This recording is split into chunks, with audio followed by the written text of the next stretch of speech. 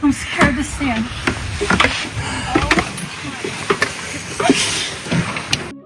Welcome to our new series where over the next 14 days we will be road tripping through Europe to visit some of the most iconic Christmas markets. And along the way, we will try local wines, listen to the sounds of music, make our very own apple strudel, see a proposal, and overall just have a great time.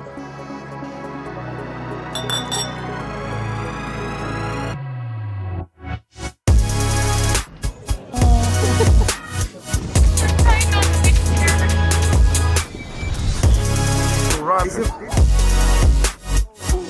they good? He sure is. Oh my gosh. Cheers. Cheers. So we are kicking off our first Christmas market here on our way to Rothenburg. Our first Christmas market. It's our first Christmas market today. Yeah. Of the day.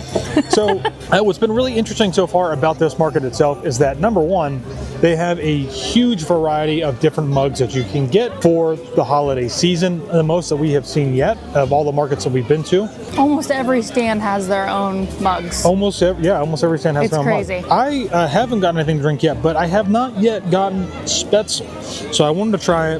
This is Spätzle with crispy fried onions on top. Looks really good. It's kind of like a mac and cheese, Yeah. if you're kind of wondering. It looks good. And it is. It's absolutely fantastic. It's creamy. The pasta is perfect. Like a little crunch in there. A little bit of cheese. I need a bite of that. Looks good. It's really good.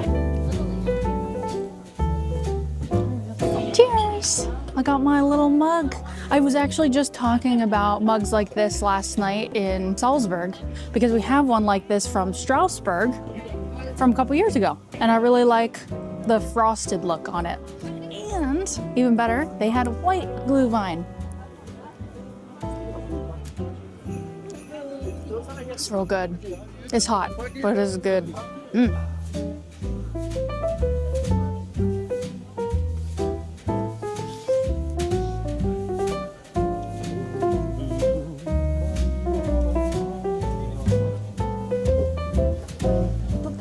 Person. There's a long sausage over here. It looks good. I think Tyler's getting a half-meter sausage. Sticks out both ends of the bun. Hello. May I do a half-meter bratwurst? Mustard? Yeah, onions, please. Hope you're hungry. This is Careful, you're a hot 1 dog. meter of meat. Yes, this is 1 full meter of bratwurst. Half meter. It's actually not spicy. So I just wonder if maybe this one has like a little bit more like paprika in it or something like that. So this is the famous half meter bratwurst that you can get. They do also have it in Rothenburg, which is where we're headed to next. You can also get this with mayo, mustard, fried onions. I think they said pickles up there. It's a solid bratwurst. Not really super spicy at all. Did you taste any spice? Like a little bit at the very back. Just a little bit, but it's not super hot. Like I could eat it. Yeah, glad I got it.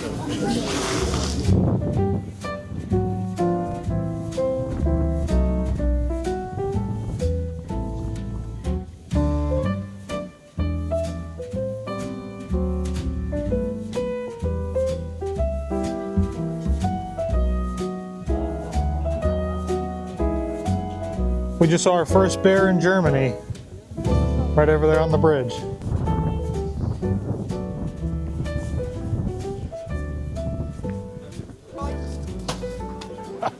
I saw that Tyler was going to probably get a whiskey drink of some sort here. Saw that they had a cider, so I figured I'd try it. It's blackberry and raspberry. Pretty good. Oh, but it's not actually made here. It's made in England. Oh.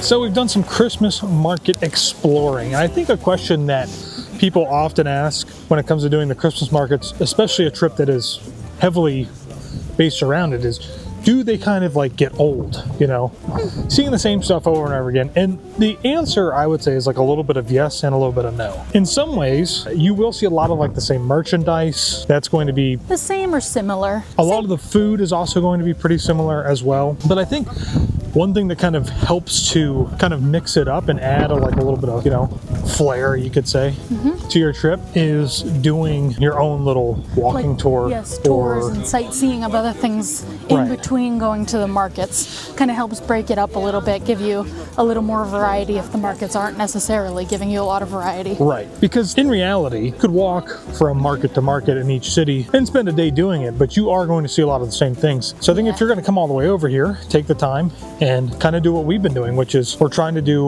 little walking tours in the cities when we can. We're driving in between each city, but we're also just trying to see more than just the Christmas markets themselves. And I think the other thing that was kind of nice too about today, seeing all the variety of mugs. I know it kind of sounds silly, but it is kind of cool. It's a little bit different. It is really cool.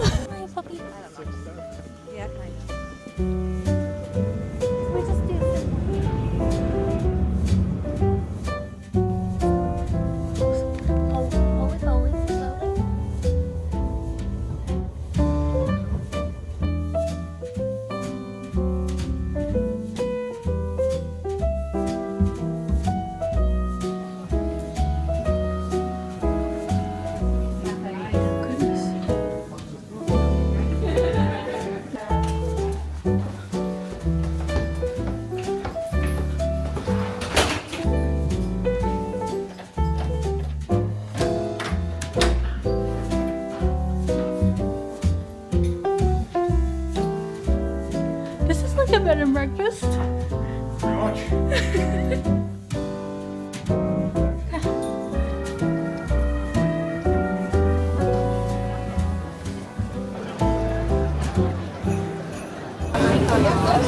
Thank you. Thank you.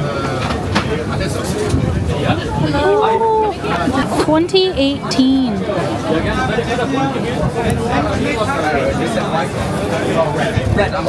We'll have to remember what year we got it here. We have the first false advertisement.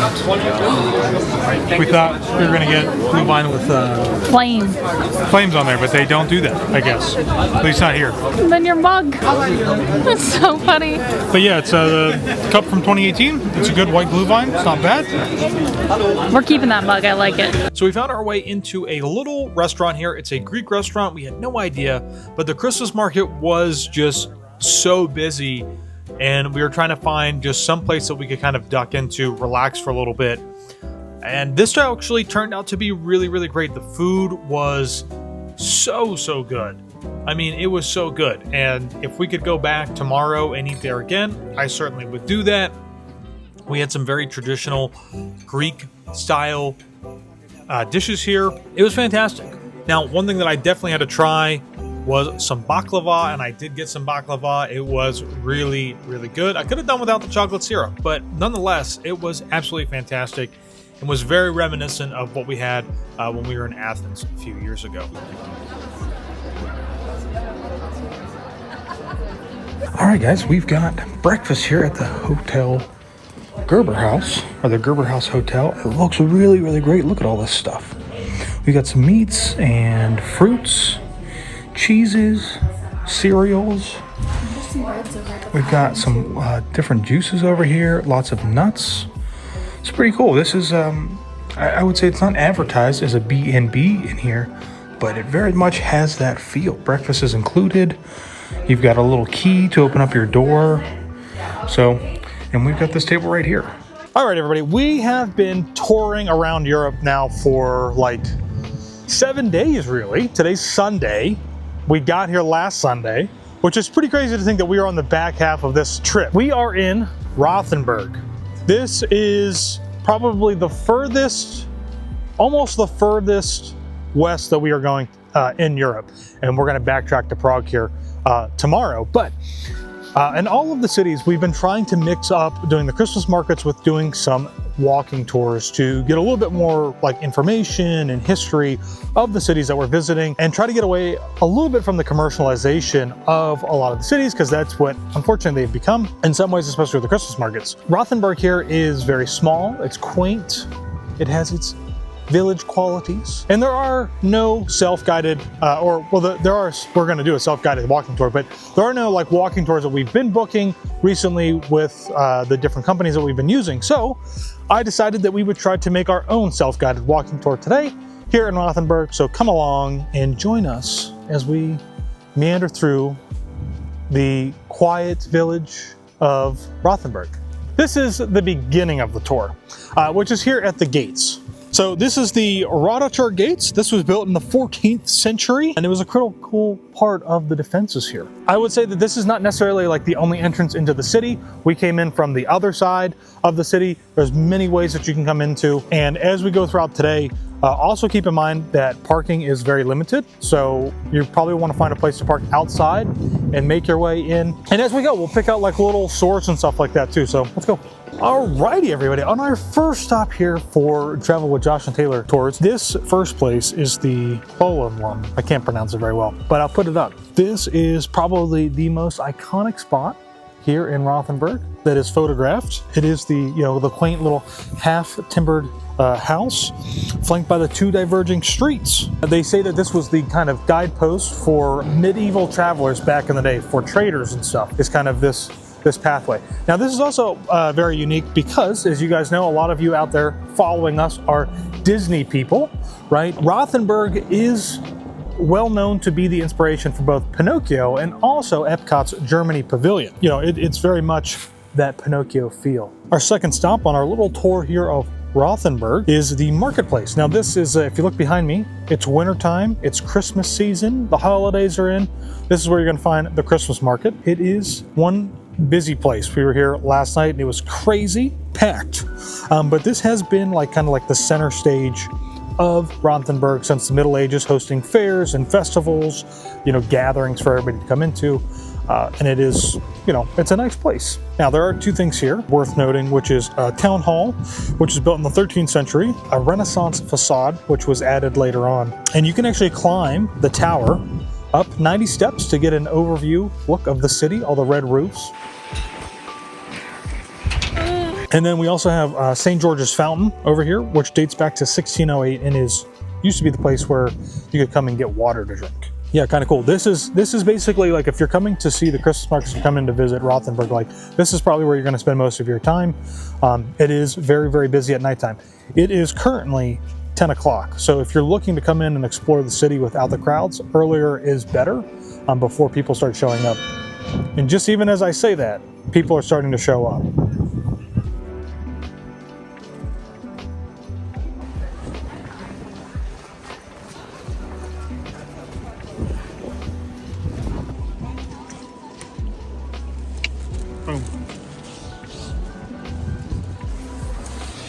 All right, we're gonna go in and climb the tower here.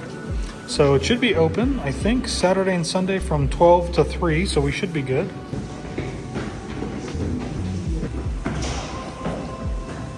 All right, so we just got up to the top. Well, we didn't get to the top, but we got to kind of like the main entrance here. Some signage. So essentially, you can only have 20 people up there, so it's super limited to be able to go up. So we're waiting for, there's a little light on this turnstile to change. That's what we're waiting. 220.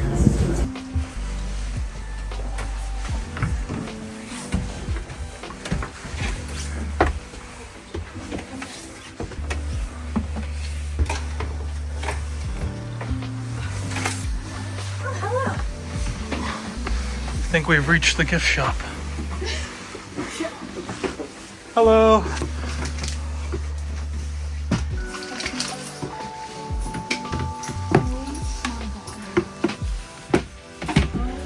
I don't know if I can go up here.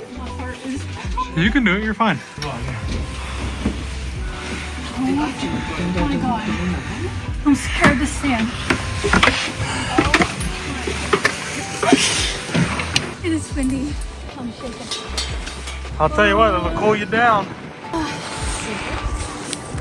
Deep breath.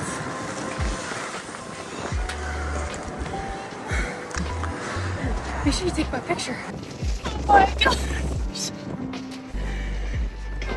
I'm trying not to be scared. Our last little stop here, this is a quick little tour that we are the castle garden. So this essentially is where the old Rothenburg castle used to sit, and it was actually destroyed in an earthquake way back in 1356. It is kind of nice though. It's a great place where you can just kind of walk about, enjoy some of the scenery, get a view over the valley, and you can also see some of the city behind me here, which is also really cool. They do have what looks like maybe a little part of a market that is probably going to be going on later tonight. Maybe we'll come back and see. Yeah, there's actually a path below the wall that you can walk as well. There's some people down there. They just walked past us. People often do wonder, like, do the Christmas markets, I said this earlier, get redundant? And they do a little bit. And I think that's why, you know, when you come to Europe, you're all the way over here, like, take the time, familiarize yourself a little bit, get a little culture, try something different, and just learn something, you know? Or walking around doing this tour, we found I guess this is the original Kathy Wolf, maybe shop. And look at this, there's a line of people to get in. And they actually have a queue space designed just for people to get in, which is pretty crazy. So I don't know, maybe they're doing something special in there or what?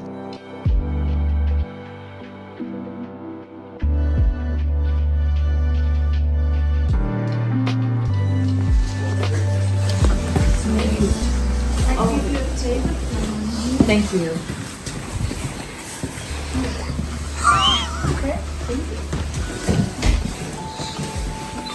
This one? Earlier today, we did not book any dining reservations, really, except till the end of the trip. So, we got here super early. I think she feel bad for us. She let us in. Well, that was a fantastic dinner. Really good. Sure was. Yeah, we made out really well. Oh, that meal was so good, my belt won't buckle anymore. I mean, it's pretty close to that. It was good. Yeah, it was so good.